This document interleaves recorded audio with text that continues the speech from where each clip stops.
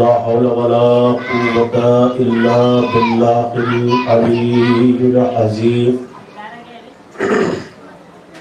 أعوذ بالله من الشيطان الرجيم بسم الله الرحمن الرحيم الحمد لله الذي هدانا لهذا وما كنا لنهتدي لولا أن هدانا الله لقد جاءت رسل ربنا بالحق ثم الصلاة والسلام على مولانا صاحب دعوة النبوية وسولة الحيدرية وعصمة الفاطمية وسل الحسنية وشجاعة الحسينية وعبادة السجادية والمعاصر الباقرية والعلوم الجعفرية والعلوم القاسمية وحجة رزبية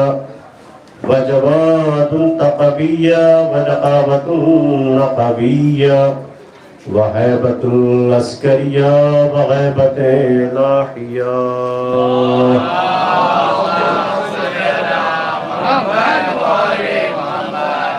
أما بعد فقد قال رسول الله صلى الله عليه وآله وسلم بسم الله الرحمن الرحيم إني تارك فيكم الثقلين کتاب اللہ کرتی وحل البیت صلوات پر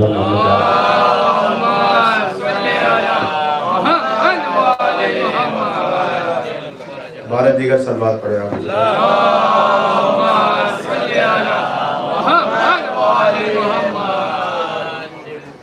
مومنین کرام لائق صد احترام ماشاءاللہ سے مجلس کا آغاز تلاوت حدیث قصہ کے ذریعے سے اور پیشکاری کے ذریعے سے ہو چکا ہے.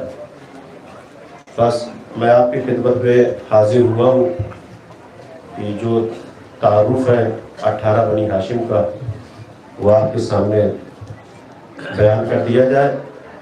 چونکہ انتظامیہ کی طرف سے یہ حکم ہے کہ آدھے گھنٹے کا ٹائم ہے اور انہی آدھے گھنٹے میں فضائل اور مسائل انشاءاللہ آپ کی خدمت میں بیان کریں گے. جس طریقے سے کل کی مجلس میں آپ بیدار تھے اور مختصر وقت میں کچھ باتیں آپ تک پہنچانے کی کوشش کی گئی تھی اسی طریقے سے انشاءاللہ صلوات پڑھیں حضرت آل محمد.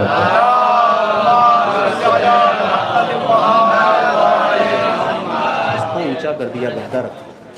ایک اور صلوات پڑھیں حضرت آل محمد.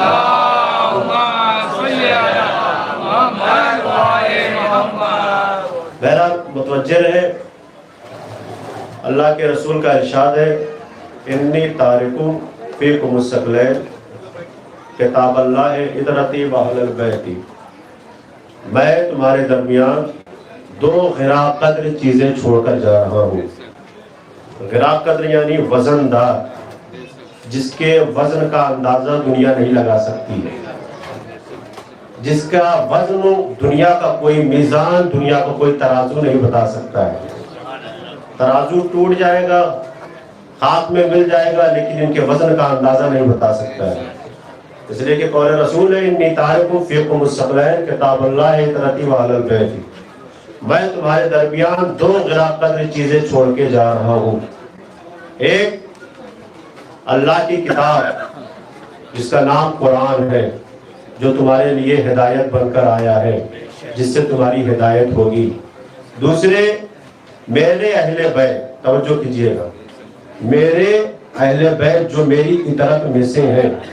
اور رسول اللہ نے آگے فرمایا یاد رکھو ان سے متمسک رہنا، ان سے کنیکٹ رہنا، اپنے دامن کو ان سے متمسک رکھنا، اپنے دامن کو ان سے کنیکٹ رکھنا. یہ ایسے ہے کہ جو تم کو کبھی گمراہ نہیں ہونے دیں گے. توجہ کیجئے گا، یہ جہاں جائیں گے تم کو اپنے ساتھ لے کے جائیں گے. بس تمہاری ذمہ داری یہ ہے کہ تم ان کی معرفت حاصل کرتے جاؤ، جو یہ کہے اس پر عمل کرتے جاؤ، جو یہ دے اس کو قبول کرتے ہوئے آگے بڑھو. اور یہ ایسے ہے کہ تم کو صراط مستقیم پر قائم و دائم رکھیں گے. توجہ کیجئے گا، قائم و دائم رکھیں گے. کہاں تک؟ آب کوثر تک، توجہ کیجئے گا، رسول اللہ کتنی ضمانت لے رہے ہیں اور کہاں تک کی ضمانت لے رہے ہیں، توجہ کیجئے گا، کیونکہ میں یہاں سے بلا تمہید اور تمہید ابن کا وقت نہیں ہے، میں ڈائریکٹ آگے بڑھ جاؤں کہ آپ دیکھیے کہ رسول اللہ کا مقام کیا ہے، رسول اللہ کی منزلت کیا ہے، قدر کیا ہے، رسول اللہ کس دور میں آئے تھے۔ بھائی ماحول کیا تھا عرب کا، لڑکیوں کو زندہ دفن کر دیا جاتا تھا، نہ کھانا جانتے تھے، نہ پینا جانتے تھے، نہ اٹھنا جانتے تھے، نہ بیٹھنا جانتے تھے، نہ ادب تھا، نہ احترام تھا، نہ بات کرنے کا سلیقہ تھا۔ توجہ کیجئے گا، یہ کون آگے بتایا؟ محمد نے آ کر بتایا ہے، رسول اللہ نے آ کر بتایا ہے۔ اب میں آپ کے سامنے ایک روایت رکھوں کہ جناب عبداللہ کون ہے؟ رسول اللہ کے والد صاحب نے، صلوات پڑھیں حضرت آل محمد پر۔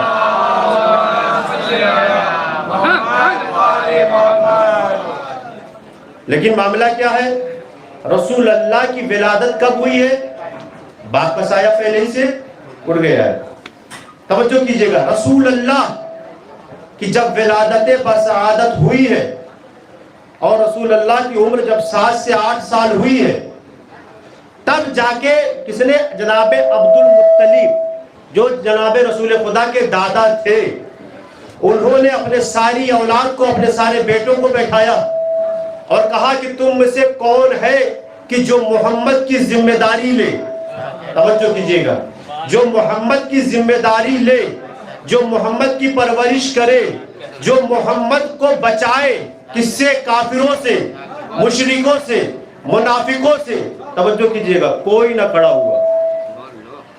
اور بھی تو چچا تھے، غیر تو ان کا قصیدہ پڑھتے ہیں تو کھڑے ہو جانا چاہیے تھا کہ ہم ذمہ داری لیتے ہیں، لیکن کوئی نہ بولا۔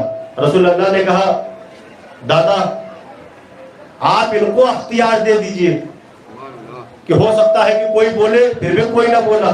توجہ کیجئے گا، پھر جناب ابو طالب نے کہا کہ آپ یہ محمد کو اختیار دے دیجئے کہ وہ ان میں سے کس کو سیلیکٹ کرتا ہے یا کس کو سیلیکٹ کرتے ہیں، کس کے پاس جاتے ہیں۔ توجہ کیجئے گا، تو جناب عبد المطلب نے کس سے کہا؟ رسول اللہ سے، اے بیٹا محمد آپ کس کے پاس جانا پسند کریں گے؟ یہ تمہارے چچا ہے، بیٹھے ہوئے ہیں، کس کے پاس جانا پسند کریں گے؟ ایک مطلب روایت میں ہے، تاریخ میں ہے کہ رسول اللہ اٹھے اور اٹھنے کے بعد ایسے شخص پر نظر دوڑائی جو محسن اسلام ہے، اور قریب آئے اور آگے اشارہ کر دیا کہ میں ان کے ساتھ رہوں گا، یعنی جناب ابو طالب کا انتخاب کیا۔ توجہ کیجئے گا، جناب ابو طالب کا انتخاب کیا۔ ایک جملہ میں آپ کے سامنے رکھ دوں، ذرا بیداری کے ساتھ سنیے گا کہ دنیا جس کا کلمہ پڑھے اسے محمد کہتے ہیں، محمد جس کا کلمہ پڑھے اسے ابو طالب کہتے ہیں۔ صلوات پڑھے عظمت آل محمد۔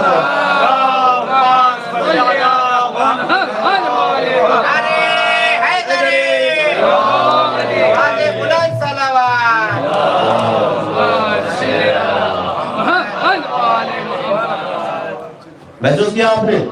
دنیا جس کا کلمہ پڑھے اسے محمد کہتے ہیں، لیکن محمد جس کی مدح سرائی کرے، محمد جس کا قصیدہ پڑھے اسے ابو طالب کہتے ہیں۔ توجہ کیجئے گا، بہت مختصر جو گفتگو ہے اور مجھے مسائل تک پہنچنا ہے۔ کس طریقے سے جناب ابو طالب نے محمد کی حفاظت کی ہے، رسول اللہ کی حفاظت کی ہے؟ تاریخ آپ کے سامنے ہے، روایت آپ کے سامنے، آپ نے سب پڑھا ہے۔ واقعہ ذوالشریعہ دیکھیے آپ، اور مجھے پورا پڑھنا بھی نہیں لیکن اشارہ کرتے ہوئے آگے بڑھنا ہے کہ کیا ہوا تھا۔ اللہ کے رسول نے تبلیغ دین کے لیے، میسج کے لیے، پیغام کے لیے لوگوں کو بلایا، لیکن اس کے لیے اہتمام بھی کیا۔ کس چیز کا اہتمام کیا؟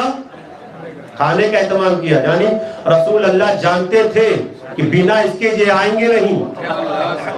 توجہ کیجئے گا، بنا اس کے آئیں گے نہیں، یعنی دین کا پیغام پہنچانا ہے۔ کہ صلوات پڑھیں عظمت آل محمد پر۔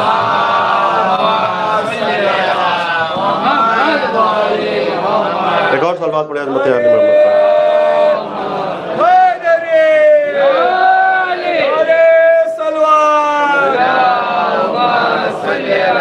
یعنی دین کا پیغام پہنچانا ہے تو پہلے ان کو کھلاؤ، ان کے دہن تک لقمہ پہنچاؤ۔ توجہ کیجئے گا، آپ نے دیکھا 3 دن معاملہ کیا رہا؟ وہ جو گھر کا دشمن تھا، بھائی رشتے میں جو بھی لگتا ہو آپ کو پتا ہے، گھر کا دشمن تھا، وہ کھڑا ہوا۔ کیوں؟ دشمنی رسول میں، عداوت محمد میں کھڑا ہوا، اور کیا کہا؟ ارے آپ لوگوں نے دیکھا نہیں کہ اتنے مختصر سے کھانے کو انہوں نے کتنا زیادہ کر دیا کہ پورا عرب کھا چکا پھر بھی بچا ہے۔ وہ قصیدہ ایسا ہو کہ جو غیر بھی پڑھے۔ یہ معجزہ تھا رسول کا۔ ایک صلوات پڑھے عظمت آل محمد پر۔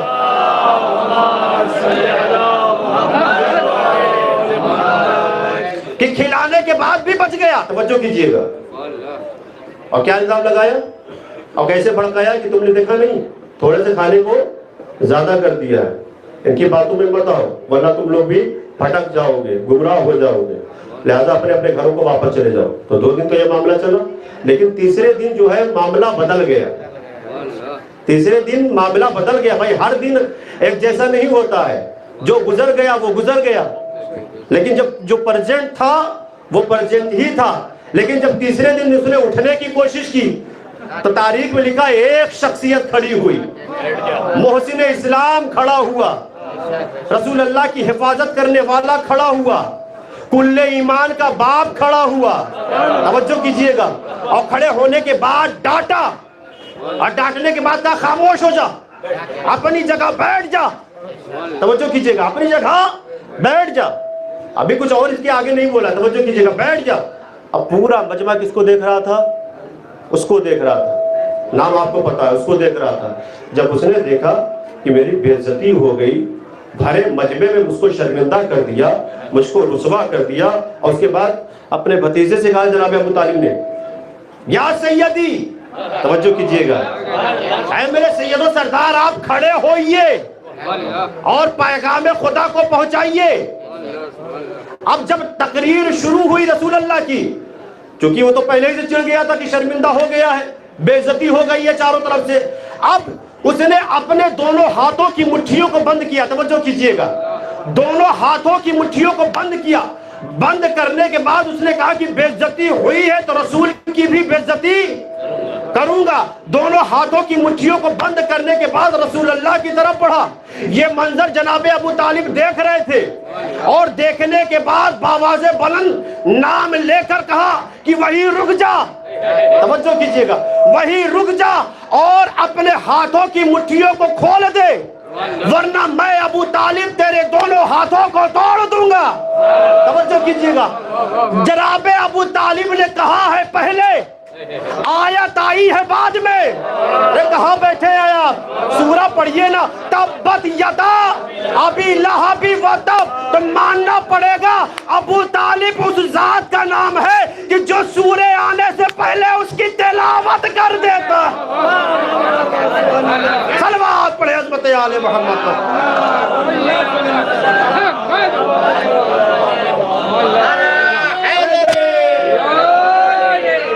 مل کے بکھر کے نہیں۔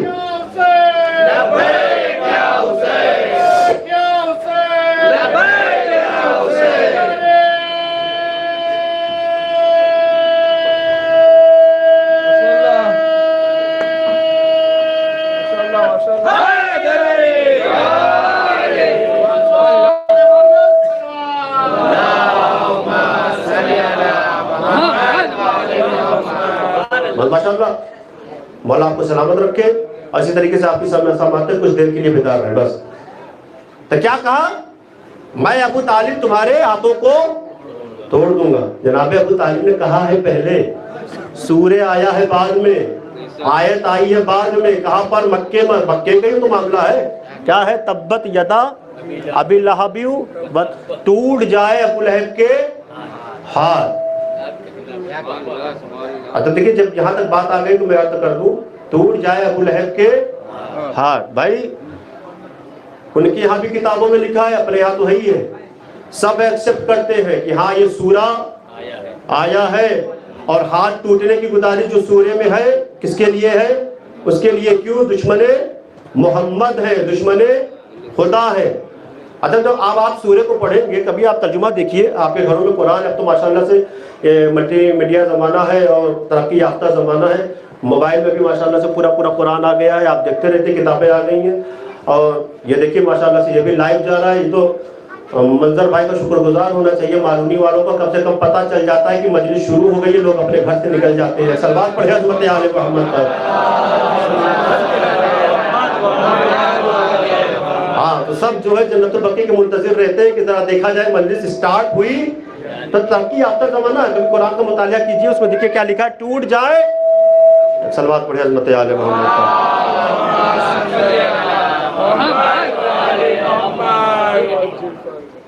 नहीं, बीच बीच में थोड़ा सा साउंड बांट देता है, अगर सही कर दे माया आलम भाई तो बड़ी कुछ उनकी भी होगी। सलवात पढ़े हज़रत आले मोहम्मद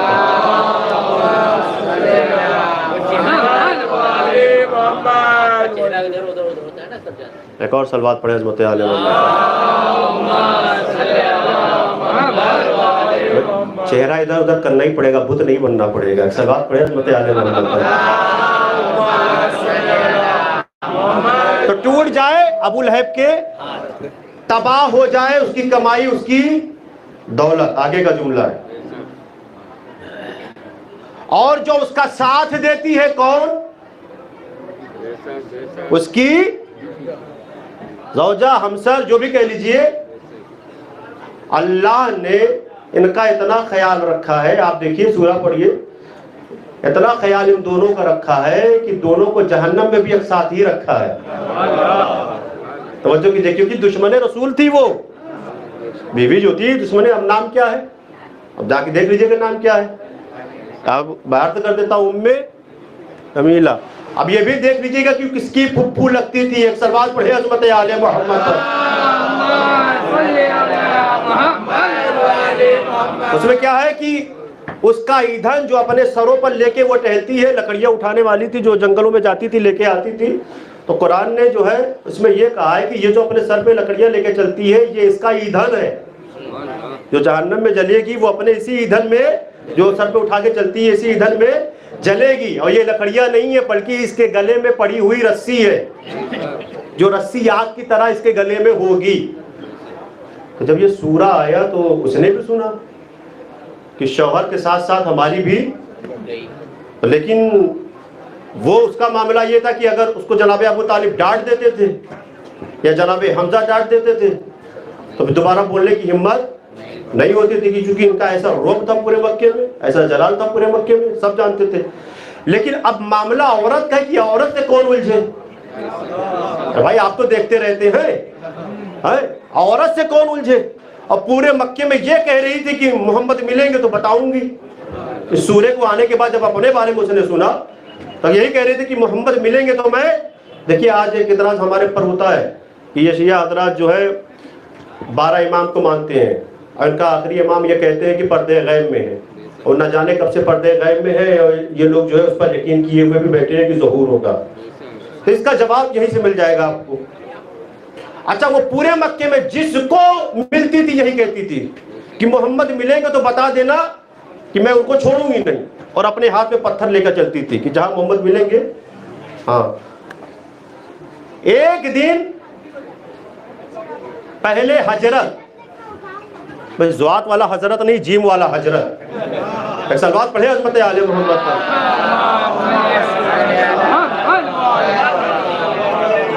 हजरत जो है रसूल अल्लाह के साथ थे, खाने काबा के पास पहुंचे, कहा या रसूल अल्लाह, फला औरत जो है आपके बारे में पूछ रही है और बड़े गुस्से में है, कह रही है कि मोहम्मद मिले तो बताऊंगी, मोहम्मद मिले तो बताऊंगी। लेकिन रसूल अल्लाह खामोश है। रसूल अल्लाह, भाई जिसको तलाश किया जा रहा है उसको कोई फिक्र नहीं है, जो साथ में है उसको बड़ी फिक्र है। तवज्जो कीजिएगा, जो साथ में है बड़ी फिक्र। बात करते करते अचानक से उन्होंने कहा कि या रसूल अल्लाह देखिए सामने से आ रही है, और दिख भी गई, सामने से आ रही है। तवज्जो कीजिएगा, बेदार रहे, मुतवज्जे रहे, सामने से आ रही है। तो रसूल अल्लाह ने कहा आने दो, मैं उसको दिखाई नहीं दूंगा। तवज्जो कीजिएगा, मैं उसको دکھائی نہیں دوں گا. وہ آئی, قریب آئی, اتنا قریب ہوئی, مخاطب ان سے تھی, رسول اللہ سے مخاطب نہیں تھی. اما دکھائی دیتی تو رسول اللہ سے مخاطب ہوتی نا. اس کا مطلب رسول اللہ نے صحیح کہا تھا, آنے دو, میں اس کو دکھائی نہیں دوں گا. اور آنے کے بعد جب وہ شور مچا کے چلا کے, یعنی ان سے یہ کہہ کی گئی کہ بتا دینا محمد کو, توجہ کیجئے, بتا دینا محمد کو, میں ان کو تلاش کر رہی. جب اس کے جانے کے بعد انہوں نے کہا یا رسول اللہ آپ نے تو سچ کہا تھا, آپ نے تو سچ کہا تھا کہ دکھائی نہیں دیں گے. سچ میں وہ نہیں دکھائی دی, وہ ہم سے ہی ہم کلام تھی. مسلمانوں, آج پہلے ہی اسٹیج پر معاملہ کلیئر ہو گیا کہ اللہ جب اپنے کسی ہادی کو بچانا چاہتا ہے, توجہ, اللہ جب اپنے کسی ہادی کو بچانا چاہتا ہے تو اس کی نظروں پر اسی طریقے سے غیبت کا پردہ ڈال دیتا ہے. صلوات پڑھے عظمت آل محمد پر.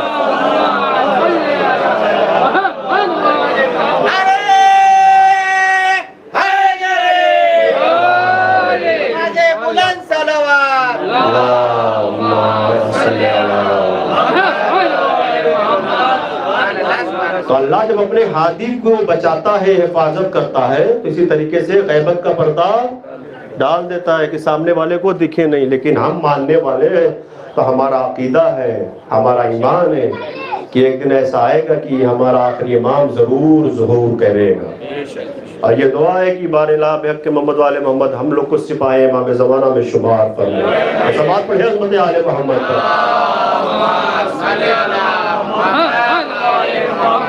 تو محسوس کیا آپ نے؟ تو سورہ آیا بعد میں, جناب ابو طالب نے تلاوت کی پہلے. تو یہ ذات ابو طالب ہے, یہ احسان ابو طالب ہے کہ اس طریقے سے نبوت کی حفاظت کی ہے. ایک جملہ عرض کر دوں, اکثر جگہ تو اسٹیج لگا کے بھی لوگ پڑھتے ہیں کیا کہ رسول اسے کہتے ہیں کہ جس کی آغوش میں امامت پروان چڑھے. توجہ کیجئے گا, یعنی امام حسین علیہ السلام کی جب مدح سرائی کرتے ہیں اسٹیج لگا کے لوگ ہے, تو یہی کہتے ہیں کہ رسول اسے کہتے ہیں کہ جس کی آغوش میں امامت پروان چڑھے. ہم تو کہتے ہیں کہ یہ جملہ ہی ناقص ہے. توجہ کریں, جملہ ہی ناقص ہے. رسول اسے کہتے ہیں, محمد اسے کہتے ہیں, یقین محمد اسے کہتے ہیں کہ جس کی آغوش میں امامت پروان چڑھے. لیکن ابو طالب اس کو کہتے ہیں جو ایک ہی وقت میں نبوت بھی پروان چڑھے, امامت بھی پروان چڑھے. صلوات پڑھے عظمت آل محمد پر. اے رسول اللہ, مولا علی علیہ السلام بھائی ایک ہی وقت میں دونوں کی حفاظت کی ہے. اب تو ماشاءاللہ سے پڑھنے والے پڑھتے بھی ہیں, لیکن وہ بھی ناقص پڑھتے ہیں کہ دین اسلام کو بچا لیا رسول کے نواسے نے, دین اسلام کو بچا لیا رسول کے نواسے. میں تو کہتا ہوں یہ بھی ادھورا ہے, اس لیے کہ انسان جب دنیا میں آتا ہے تو ایک رشتہ لے کر نہیں آتا, دو رشتے لے کر آتے ہیں. دادی علی رشتہ, نانی علی رشتہ. یہ جو کہتے ہو کہ رسول کے نواسے نے بچا لیا ٹھیک ہے, لیکن آگے کہا کرو ابو طالب کے پوتے نے بھی بچا لیا.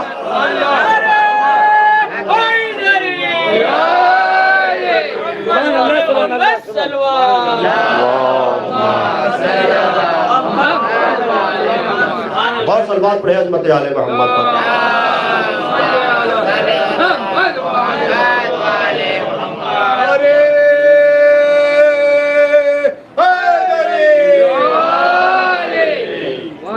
محسوس کیا آپ نے؟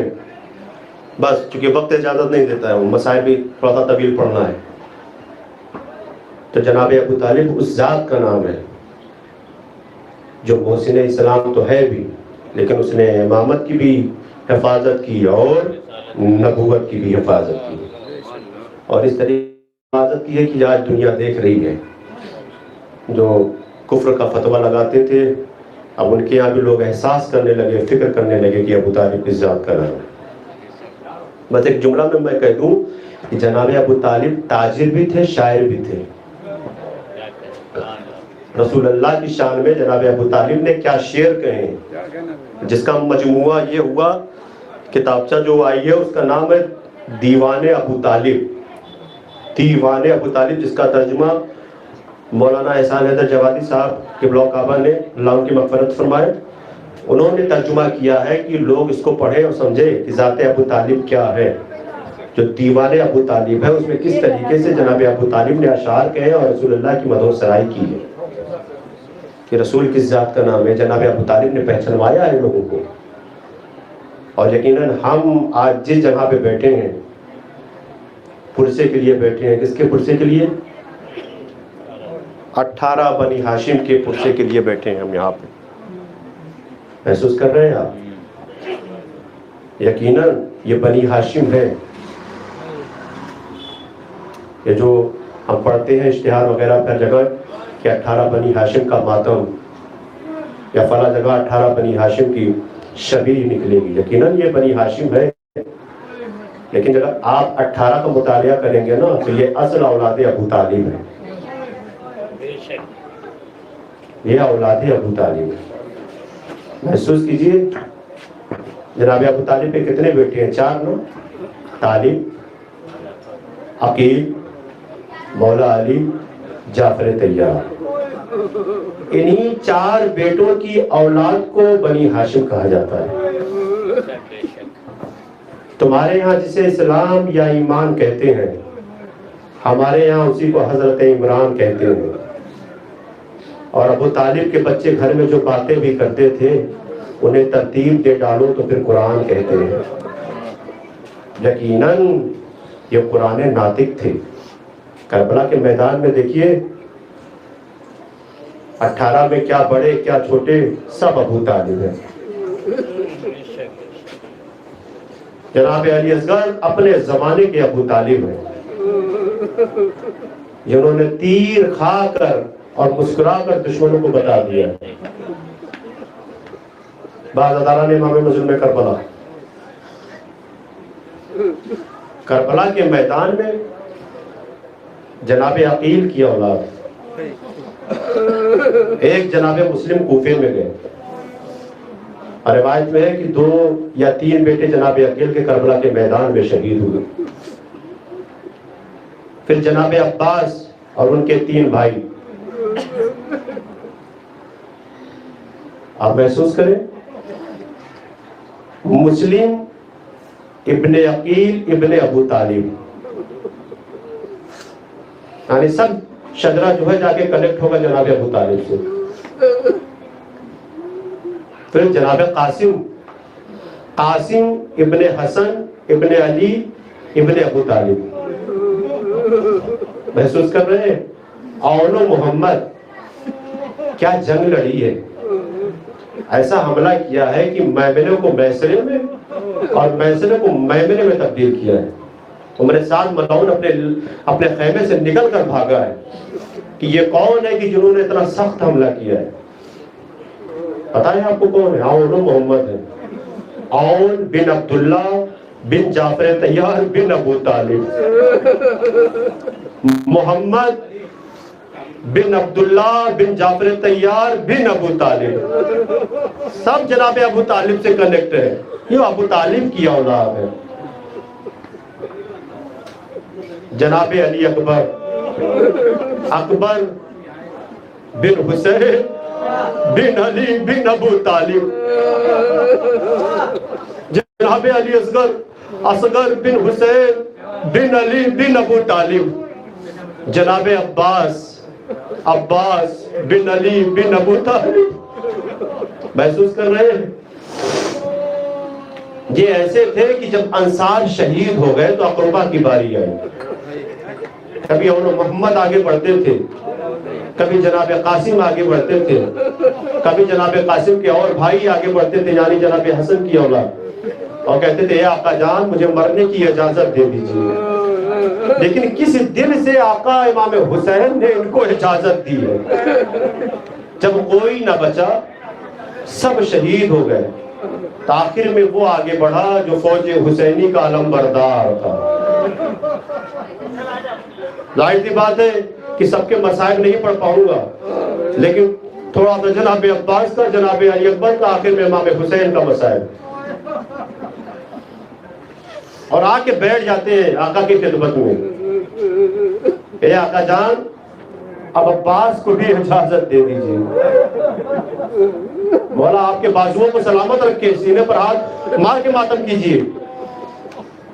ایک مرتبہ امام حسین نے دیکھا، اب گریہ کر کے یہی کہا ہے بھیا عباس تم تو میرے لشکر کے علم بردار ہو، فوج کے علم بردار ہو۔ ایک مرتبہ جناب عباس نے دائیں دیکھا بائیں دیکھا، ایک جملہ کہا، اے آقا وہ لشکر کہا کہ جس کی علم برداری کر سکوں۔ اجازت نہیں دی، بس اتنا کہا امام حسین نے، اے بھیا عباس یہ صدا سن رہے ہو خیمے سے بچوں کی، علاتاش علاتاش، ہائے پیاس کی صدائیں بلند ہو رہی ہیں۔ اے بھیا عباس ان کے لیے پانی کا اہتمام کرو، سبیل کرو۔ بس اتنا سننا تھا کہ خیمے کے قریب آئے اور جناب سکینہ کو آواز دی، اے بیٹا سکینہ جاؤ بچوں سے کہہ دو کہ تمہارا چچا پانی لینے جا رہا ہے، لاؤ مشکیزہ میرے حوالے کر دو۔ بس اتنا سننا تھا کہ جناب سکینہ واپس آئی، اے بچوں اب گریہ بند کرو، میرا چچا فرات پر جا رہا ہے پانی لانے۔ بعض ادارہ نے امام مظلوم کربلا مشکیزے کو لیا۔ یہ بات جناب زینب کو شہزادی کو پتا چلی کہ میرا شیر فرات پر جا رہا ہے، پانی لانے جا رہا ہے۔ میں نے روایت کو چھوڑ دیا، نہ جانے کس دل سے بیویوں نے جناب عباس کو رخصت کیا ہے۔ گھوڑے پر سوار ہونا چاہتے ہیں، علم ہاتھ میں ہے، پرچم ہاتھ میں ہے۔ ایک مرتبہ پھر سے امام حسین نے روکا، اے بھیا عباس تھوڑی دیر کے لیے اپنا پرچم اپنا علم میرے ہاتھ میں دے دو۔ میں یہ نہیں کہوں گا کاٹا ہے کیونکہ یہ امام ہے، لکھا تھا نا نصر من اللہ فتح قریب، بس اس کے نیچے لکھ دیا انا للہ و انا الیہ راجعون۔ اجرکم اللہ، مولا آپ کو کوئی غم نہ دے سمائے غم سید الشہداء کے۔ وقت کے امام کو پرسہ دیجیے۔ رخصت ہوئے اور اس کے بعد اس نیزے سے فوج اشیاء کو دور دور تک مار بھگایا، اور اس کے بعد فرات کے قریب آ گئے، یعنی فرات میں اتر گئے، چلو میں پانی لے کر اوپر پھینکا، یعنی بتانا چاہ رہے تھے کہ دیکھو فرات ہمارے قبضے میں ہے، تمہارے قبضے میں نہیں ہے۔ اپنے اسب باوفا کی طرف اشارہ کیا، تو بھی 3 دن کا بھوکا پیاسا ہے، تو بھی پانی پی لے۔ عجب نہیں، بڑا وفادار تھا، اس نے کہا اے آقا کیسے پانی پی لوں، ارے پانی میں سکینہ کی عکس دکھ رہی ہے۔ چھوڑ دیا میں نے روایت، بڑے طویل مصائب ہے غازی کے۔ مشکیزے کو بھرا اور چاہتے ہیں کہ خیمے تک پہنچ جائے۔ شمر ملعون نے للکار کر اپنی فوج کو کہا کہ یاد رہے کہ یہ پانی خیام حسینی تک نہیں پہنچنا چاہیے۔ بعض ادارہ نے امام مظلوم کربلا ایک شکی نے چھپ کے جناب عباس کے داہنے بازو پر حملہ کیا، بازو قلم ہو گیا، جری نے مشکیزے کو بائیں ہاتھ میں پکڑا، پھر ایک ملعون نے چھپ کے بائیں بازو پر وار کیا، بایاں بازو قلم ہوا۔ جری کی ابھی بھی یہ خواہش ہے، یہ کوشش ہے کہ پانی خیام تک پہنچ جائے۔ مشکیزے کو دانت میں دبایا، لیکن ہائے پھر تیروں کی بارش ہوئی تو ایک تیر مشکیزے پر لگا اور ایک تیر غازی کی آنکھ پر لگا۔ ابھی بھی کوشش ہے کہ یہ پانی سکینہ کے لیے پہنچ جائے، لیکن جو روایت میں لکھا ہے کہ جو آنکھوں میں تیر لگا نا، اس کو نکالنے کے لیے اپنے زانوؤں کو ذرا سا اوپر کیا اور سر کو نیچے کیا، لیکن ہائے ایک شکی نے، ایک بدبخت نے، ایک ظالم نے گرز سے ایسا حملہ کیا کہ اب غازی عباس گھوڑے پر سنبھل نہ سکے، آواز دی اے آقا میری مدد کو آئیے۔ امام حسین قریب آ گئے، زانو پہ سر کو رکھا، کہا عباس کوئی حاجت ہو تو بیان کرو۔ اے آقا ایک آنکھ میں تیر پیوست ہے، دوسرے میں خون جمع ہے۔ امام حسین نے تیر نکال دیا، خون کو صاف کر دیا۔ اے عباس کوئی حاجت ہو بیان کرو۔ نہیں۔ اس کے بعد امام حسین نے کہا اے بھیا عباس میری ایک خواہش ایک تمنا ہے۔ آقا کیا تمنا ہے؟ کہا جب سے تمہاری ولادت ہوئی ہے نا تم نے مجھے آقا کہہ کے بلایا ہے، بھیا کہہ کے نہیں بلایا ہے۔ آج حسین چاہتا ہے کہ ایک بار بھیا کہہ کے بلا دو۔ جناب عباس نے کہا اے آقا جان، ماں نے کہا تھا کہ جب تک زندہ رہنا ان کو اپنا آقا سمجھنا۔ ایک مرتبہ امام حسین نے کہا اے بھیا عباس، امام وقت ہو کر کہہ رہا ہوں کہ میری خواہش ہے ایک مرتبہ مجھے بھیا کہہ کے بلا لو۔ اب جیسے ہی زبان سے بھیا نکلا، ہائے روح جس میں اقدس سے پرواز کر گئی۔ واپس خیمے کی طرف امام حسین علم لے کر آتے ہیں، جناب زینب کی نگاہ پڑ جاتی ہے، جناب سکینہ کی نگاہ پڑ جاتی۔ جناب سکینہ نے پوچھا اے پاپا میرے چچا کہاں گئے؟ اے بیٹی سکینہ اب تمہارے چچا واپس نہ آئیں گے۔ روایت میں نے چھوڑ دیا۔ جناب زینب نے کہا اے باجائے، میرے شیر نے، میرے جری نے آخری وقت کچھ کہا تھا؟ کہا نہیں کچھ نہیں کہا تھا۔ ہاں میرے کہنے پر جری نے کہا تھا۔ کہا کیا کہا تھا؟ کہا میری تمنا تھی، میں نے کہا تھا میری تمنا تھی کہ ایک بار بھیا کہہ کے بلا لو۔ ارے جیسے ہی جناب زینب نے سنا گریہ کرنے لگی۔ اے ماجائے آپ کی خواہش پوری ہو گئی، زینب کی خواہش پوری نہ ہوئی۔ اے بہن زینب آپ کی کون سی خواہش تھی؟ ارے جس طریقے سے آپ کو بھیا کہا، زینب کی خواہش تھی ایک بار بہن کہہ کے بلا لے۔ اجرکم اللہ۔ اور آپ کو کوئی غم نہ دے سوائے غم سید الشہداء۔ غازی کی شہادت کے بعد اب کوئی نہ بچا، صرف ایک ہے جو آنکھوں کی روشنی ہے، آنکھوں کا تارا ہے، ہم شکل پیمبر ہے۔ وہ آتے ہیں اے بابا جان مرنے کی اجازت دے دیجئے، شہید ہونے کی اجازت دے دیجئے، قربان ہونے کی اجازت دے دیجئے۔ بس عزیزانو میں نے روایت کو چھوڑ دیا۔ نہ جانے کس دل سے جناب زینب نے کڑیل جوان کو رخصت کیا ہے، اور جب جناب علی اکبر مقتل کی طرف چلے ہیں نا تو کیا محسوس کیا کہ کوئی ہے جو پیچھے پیچھے آ رہا ہے۔ تو مڑ کے دیکھا تو کیا دیکھا؟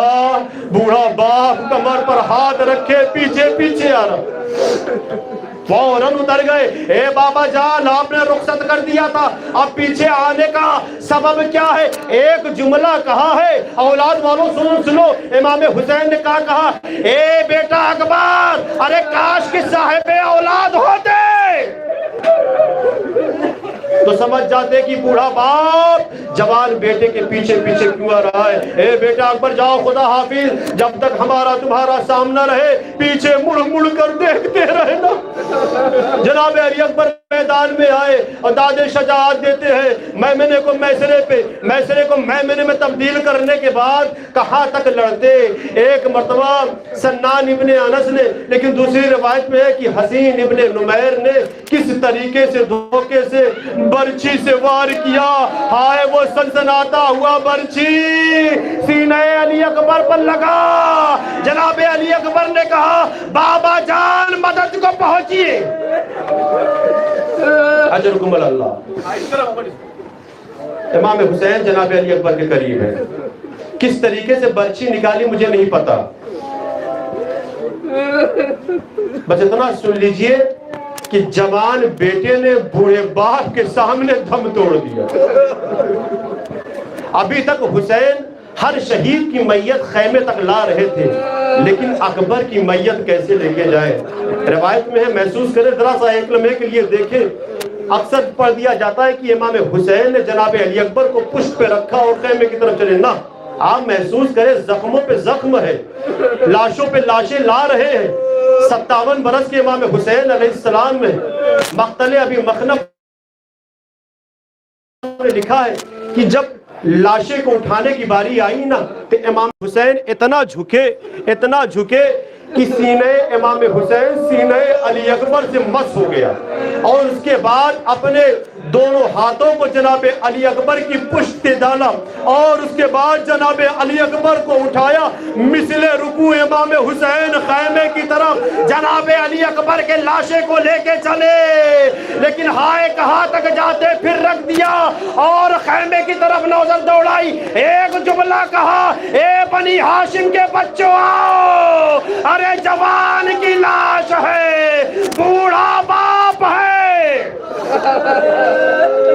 अजरकुम अल्लाह, अजरकुम अल्लाह। बस आखिरी 2 जुमले इमाम हुसैन के हवाले से, फिर उसके बाद आप ज़ियारत करेंगे, पुरसा पेश करेंगे। जब कोई न बचा, इमाम हुसैन अलैहिस्सलाम आते हैं मैदान में और आवाज़ इस्तिग़ासा बुलंद करते हैं, हल मिन नासिरिन यंसुरना, हल मिन मुगीसिन युगीसुना। अरे कोई है जो मेरी मदद को आए, कोई है जो मेरी नुसरत को पहुंचे। अजरकुम अल्लाह। रिवायत को मैंने फिर से छोड़ दिया, कोई सवार करने वाला ना था। चौथे इमाम से मिलने के बाद इमाम हुसैन अलैहिस्सलाम अपने अस्बे बावफा के पास आए। बहन ज़ैनब ने अपने भैया को सवार किया, मैदान में आए, वाज़ो नसीहत करने के बाद हमला करते हैं और ऐसा ज़बरदस्त हमला करते हैं कि आज दुनिया ने 2 ही जंग को याद रखा है, या जंग अली को या जंग हुसैन को। वो अशिया जो कूफे से आए थे, जब उन्होंने इमाम हुसैन का हमला देखा तो उन्होंने कूफे के रास्ते को पकड़ लिया कि भागो, ये हुसैन का कितना सख्त हमला हो रहा है। और हर हमले पे यही कहते थे, हाय तुमने मेरे कासिम को शहीद किया, हाय तुमने मेरे अकबर को शहीद किया, हाय तुमने मेरे अब्बास को शहीद किया, हाय तुमने मेरे औनो मोहम्मद को शहीद किया।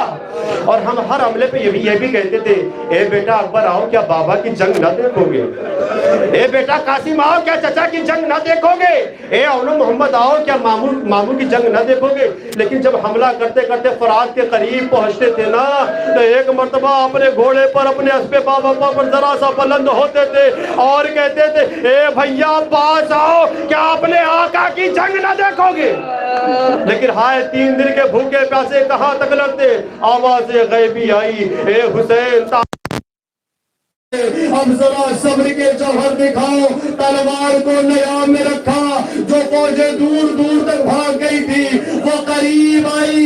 हाय नवाज़े रसूल को, ज़हरा के लाल को चारों तरफ से घेर के किसी ने नेज़े से वार किया, किसी ने तलवार से वार किया, किसी ने तीरों की बारिश की।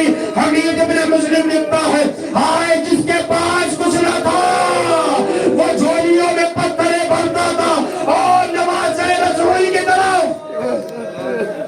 अल्लाह खत्म किया। बस आखिरी जुमला सुनिए, इमाम हुसैन अलैहिस्सलाम घोड़े पर संभल न सके, ज़मीन करबला पर आए। ज़ियारत नाहिया में वक्त का इमाम कहता है, सलाम हो मेरा उस जद पर, अरे जिसका लाशा न ज़मीन पर था न ज़मीन पर था, बल्कि तीरों पर मुअल्लक़ था। अजरकुम अल्लाह, अजरकुम अल्लाह। खत्म किया मैंने।